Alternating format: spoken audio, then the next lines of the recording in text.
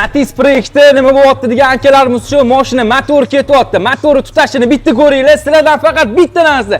Bitta like bosib, podishkada bo'lib tursanglar bo'ldi. Akamiz xursand bo'lsinlar-da motorlari bilan qilib yuboradigan bo'ldi inshaalloh. Habibullarning oldiga olib ketyapman mashinani. Ketdimi? Ferrari. Batman chill out, yeah. Batman chill out. Batman chill out, yeah. Давай. Batman chill out. Voy! Your pussy fat Voy. like a shot. Make you come first. Put that Oling back mikan? in Давай, the bolalar. Давай.